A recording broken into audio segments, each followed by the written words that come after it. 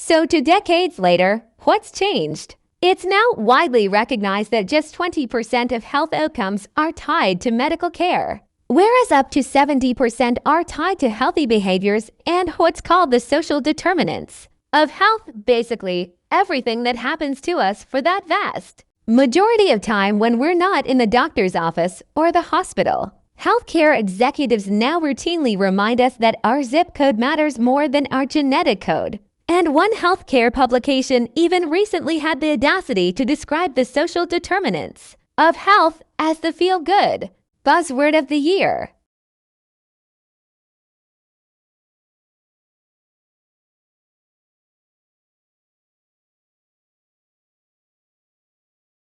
Adidas teamed up with an organization called Parley for the Oceans. Parley goes out and collects plastic waste from the ocean. Adidas uses the plastic waste to make shoes. Shoes made with plastic from the ocean. Good for the environment and good for business. Because if you know that rapidly growing consumer segment known as hipsters, and I know you know hipsters, then you know that a hipster faced with the choice between a no-name shoe and an Adidas made with plastic from the ocean will pick the Adidas every day of the week and twice on Sunday, and then walk around like it's no big deal but look for every opportunity to talk about them.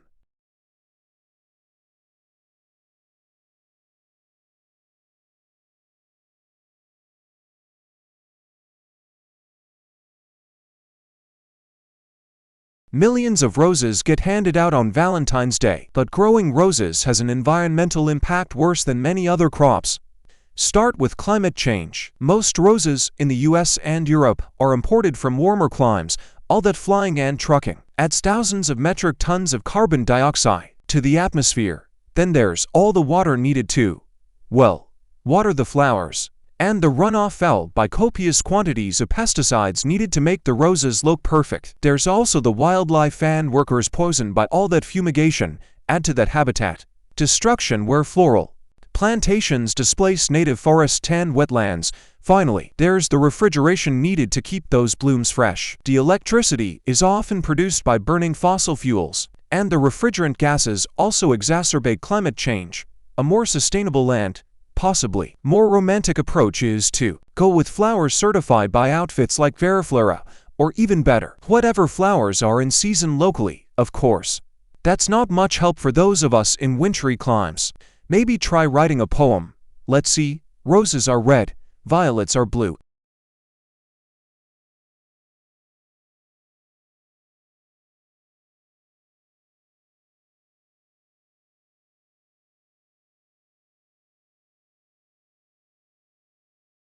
As with all human behavior, there are numerous reasons for it, but often it's caused by someone who feels the need to show their superiority over someone else, in order to feel that they aren't at the lowest level in hierarchy or a group of people. In some cases, one person simply dislikes the other, on the basis that the personality of one is in some way incompatible with that of the other person.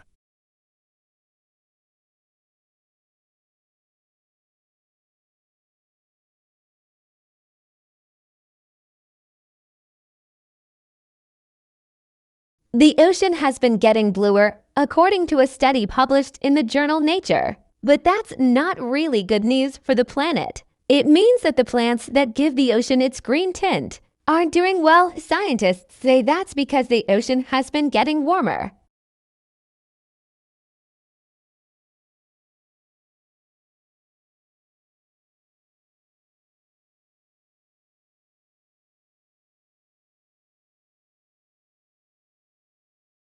One day the banana is perfect, bright yellow, firm, flavorful. But even within that same day, brown spots appear on your perfectly ripe banana. Its flesh turns mushy, and it's destined for the compost or, at best, banana bread. But scientists are developing a way to extend the life of ripe bananas. It's a spray-on coating made from chitin, a substance found in crab and shrimp shells. The new gel can be sprayed on bananas to slow the ripening process by up to 12 days. Like other fruits, bananas remain alive after being picked, and it actually continues to respire. This means that they take in oxygen and release carbon dioxide. The more the banana breathes, the faster it ripens and then rots. Bananas ripen more quickly than most fruit because they don't naturally slow the respiration after being picked. In fact, it speeds up, causing bananas to become mushy. Kittizen not only kills the bacteria on banana skin that then leads to rot, it also significantly slows down the respiration in the first place. So bananas won't drive you bananas.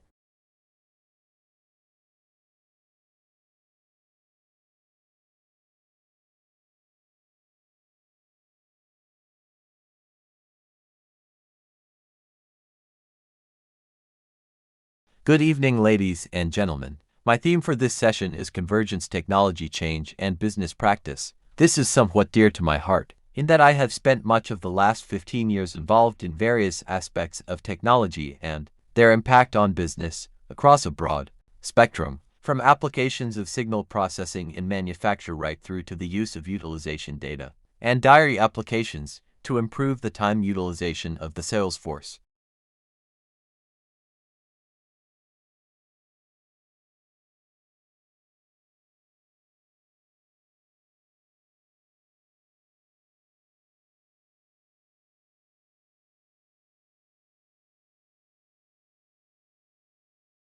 What was interesting and revealing about younger and middle-aged views on old age was how relative these were to the individual's own age. Those in their teens regarded 40 as old, whereas those in their 40s thought 70 or 80 was old. For many, health was seen as a determining factor in deciding who is old, and many young participants commented on how fit and active their grandparents are, while others thought ill health and dependence were an inevitable part of aging. The majority of participants, however, regarded old age as something negative, and many expressed fear of growing old.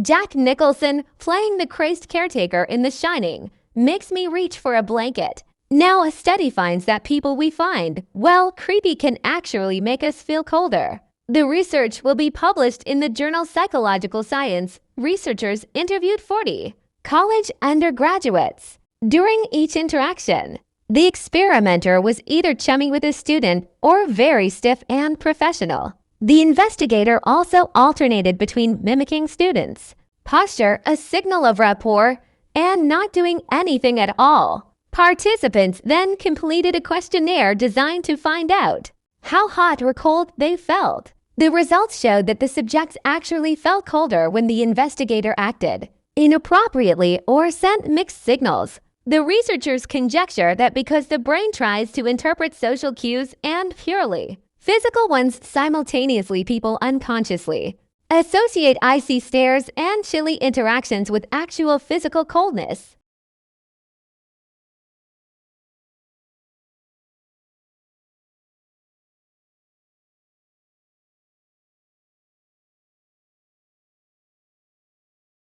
An economist sees the world basically through a typical microeconomic toolkit. That involves things like thinking at the margin, rationality, opportunity cost, trade-offs. Economists, like any other discipline, rules and its own way of seeing the world. So basically economics, or economists in general, tend to apply microeconomic concepts like that to explain the way humans behave and to make predictions about the future.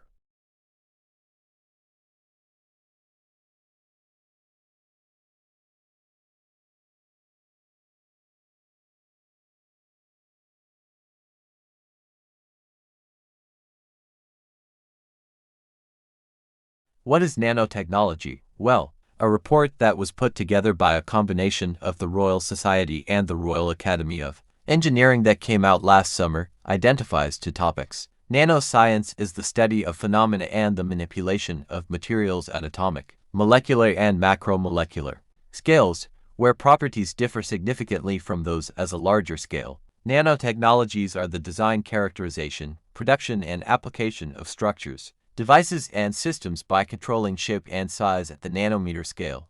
So I'll talk a little bit more in a moment about what a nanometer is. But loosely speaking, people think of nanotechnologies as being a sort of 100 nanometers or less.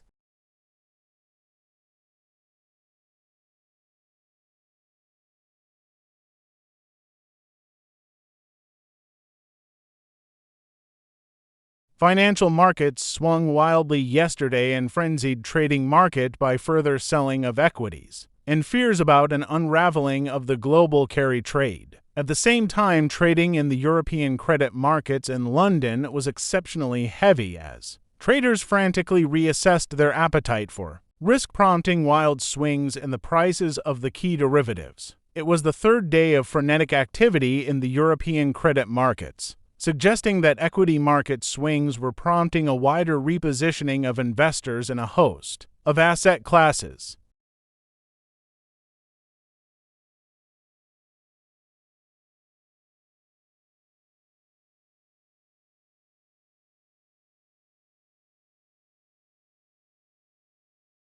All earthquakes look the same when they start, making it unlikely we will be able to predict which will cause the most devastation from early observations. Early warning systems rely on seismometers picking up tremors and sounding the alarm for nearby cities before major shaking starts. Even a few seconds warning can make a lot of difference, both for individual people and for organizations like hospitals. For example, Mexico's early warning system gave everyone a 10 to 15 second heads up before Tuesday's magnitude 7.1 earthquake.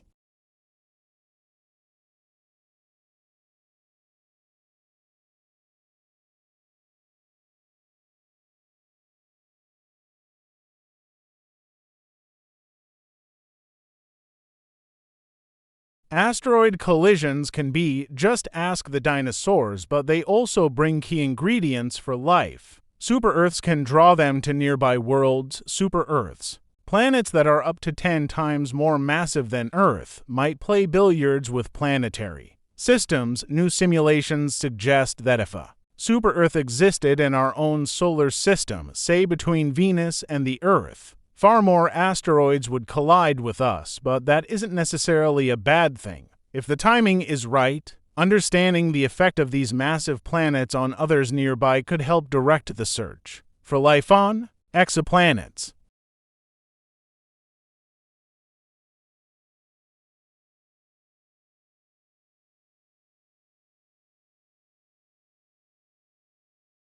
It's tough to pick a familiar face out of a crowd, but focusing on a known voice in a noisy room is easy. And a new study scanned volunteers' brains to look at how we solve the so-called cocktail party problem. The work is in the journal Nature. Researchers recorded the activity of the subjects' cerebral cortexes while playing them sentences spoken by different voices. First, the subjects listened to individual sentences and reported key features of each one. Then, they heard to different sentences played at the same time, but had to listen to and recall details from only one voice. Each voice drew a particular response from the auditory cortex, and even with an extra sentence playing simultaneously, researchers saw that the cortex responded specifically to the voice that the subject was focusing on. This finding indicates that our brains process sound based not only on the audio input they receive, but also on our listening goals.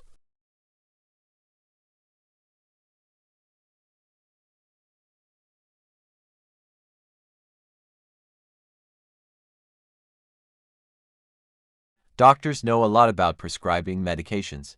Take to brisk walks and call me in the morning. But for many patients, a light get-moving plan might be just what the doctor should have ordered. Many of us aren't exactly in peak physical condition, but a large number of people are actually deconditioned.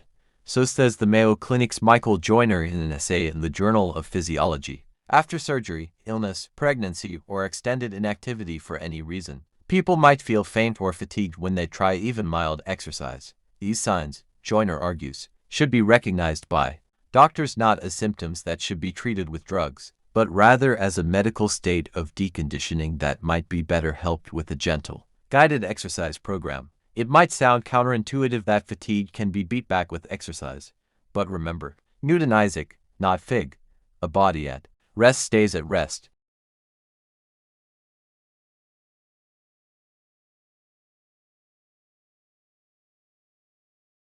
The thing that makes it difficult is because even if life had evolved on Mars, the chances of being preserved are very small.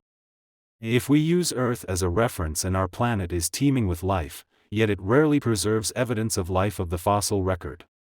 And the focus now is on exploring for habitable environments. If you're looking for water, a source of energy, either solar energy or thermal energy or chemical energy, and then organic carbon, assuming life as we know it on Earth based on carbon. So those are sort of the three things that we're looking for in the course of our mission.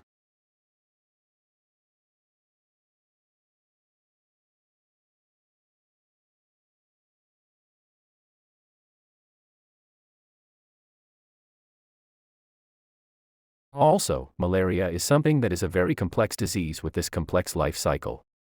That means that if you're going to eliminate it, you have to be able to target key parasites in humans. You have to be able to target parasites in the mosquitoes, that mosquito population. And so that requires a lot of resources. It requires really good planning and a health system across all these different levels. And so I think the political capital that you need for that, the educational infrastructure you need for that, the economic resources you need for that are quite a challenge.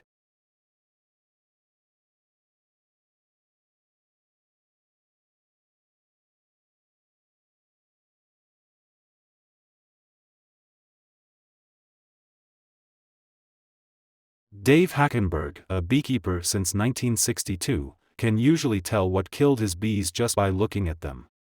If they're lying on the ground in front of a hive, it's probably pesticides, he says. If the bees are deformed and wingless, it's probably vampire mites. But last fall, Hackenberg saw something he had never seen before. Thousands of his bee Colorado nests simply disappeared. He was in Florida at the time, pulling the lids off some of his commercial hives. To his horror, they were all empty.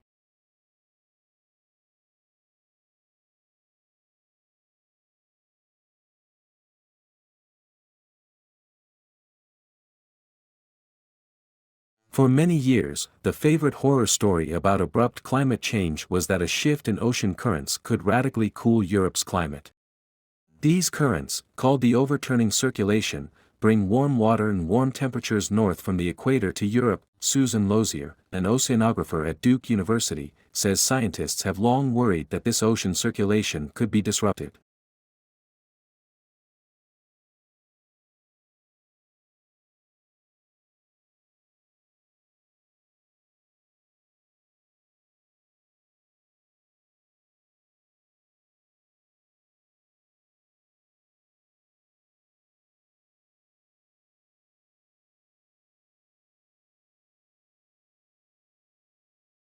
Although Oikawa is much too young to have been directly affected by the expulsion of the Japanese Canadians from the Pacific coast, her anger at the treatment they endured during and immediately after the Second World War is apparent in the very use of the word violence in the title.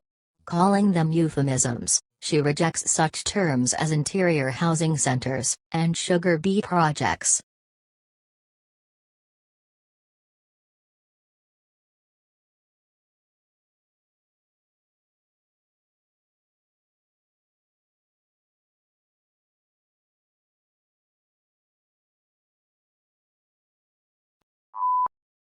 Green chemistry is a concept designed to develop technologies which allow chemistry to be practiced with minimal damage to the environment or in an environmentally compatible way, and it's meant to cover both chemical processes and chemical products.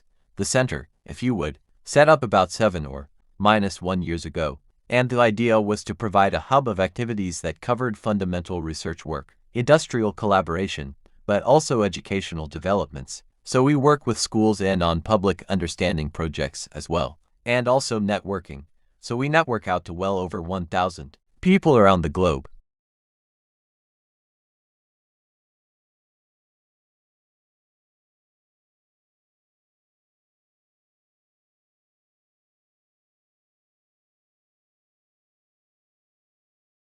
I'm going to argue that the tremendous increases in productivity that we associate with the Industrial Revolution originate not so much from changes in science or technology or new inventions, where England was far from unique as from changes in attitudes towards morality, towards what constituted the good, attitudes towards property, which became in England individuals long before it did on the continent, attitudes toward the proper role of government, and together. These attitudes constitute much of what the Luddites were protesting against.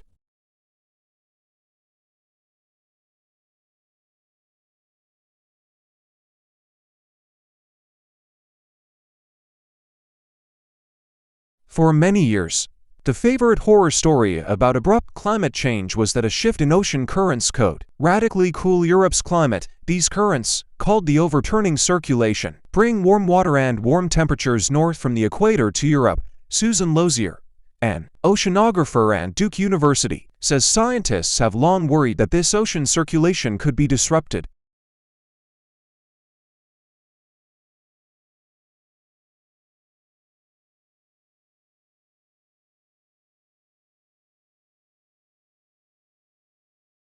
There are some 250 million cars in America. 250 million cars in the country with just over 300 million people, and most of those vehicles, of course, are gas-powered. This poses a huge challenge given the limited supplies of oil and the growing urgency of the global warming crisis. But there is good news according to our guests today, and that is we have the know-how and the technology to build sleek, fast automobiles that don't use gasoline. These vehicles of tomorrow are powered by hydrogen, electricity, biofuels, and digital technology, and they already exist. So what's stopping us from putting them on the roads? Our guests today will help answer that.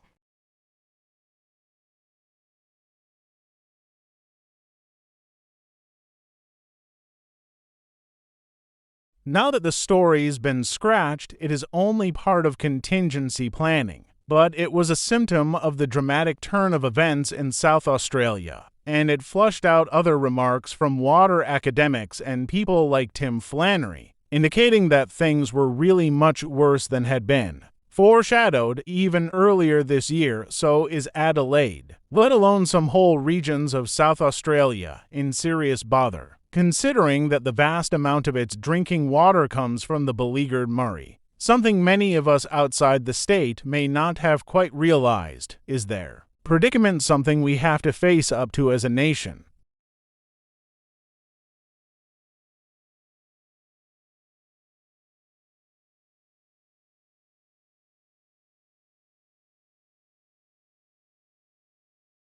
Lancashire, where he lived and worked for more than 40 years, Salford and its vicinity. Lowry is famous for painting scenes of life in the industrial districts of northwest England. In the mid-20th century, he developed a distinctive style of painting and is best known for his city landscapes, peopled with human figures. Often referred to as matchstick men, he painted mysterious, unpopulated landscapes, brooding portraits, and the unpublished marionette works, which were only found after his death.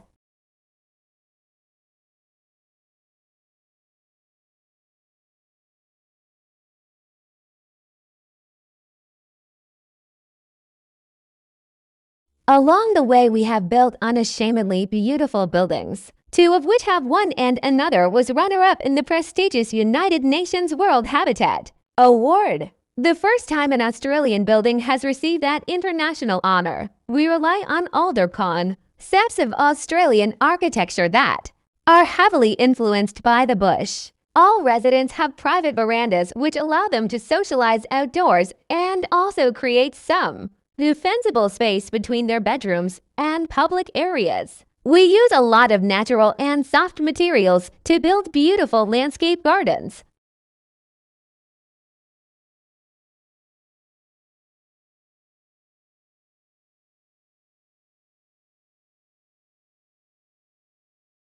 Rebuilding carbon-rich agricultural soils is the only real productive permanent solution to taking excess carbon dioxide from the atmosphere. She's frustrated that scientists and politicians don't see the same opportunities she sees. This year, Australia will emit just over 600 million tons of carbon, We can sequester 685 million tons of carbon by increasing soil carbon by 0.5% on only 2% of the farms. If we increased it on all of the farms, we could sequester the whole world's emissions of carbon.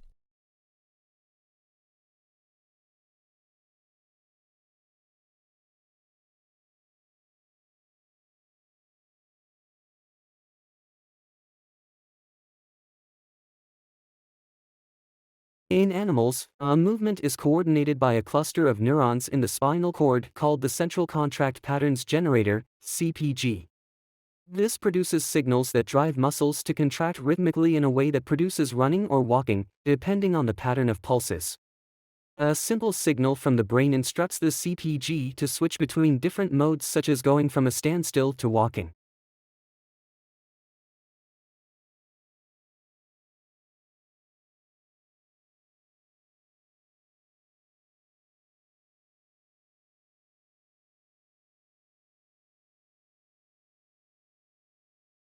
These Dogs aren't just man's best friend. Previous studies have shown that kids with dogs are less likely to develop asthma. Now a new study may show how if results from mice apply to us. The work was presented at a meeting of the American Society for Microbiology. The study tests what's called the hygiene hypothesis. The idea is that extreme cleanliness may actually promote disease later on. Researchers collected dust from homes that had a dog. They fed that house dust to mice. They then infected the mice with a common childhood infection called respiratory syncytial virus, or RSV.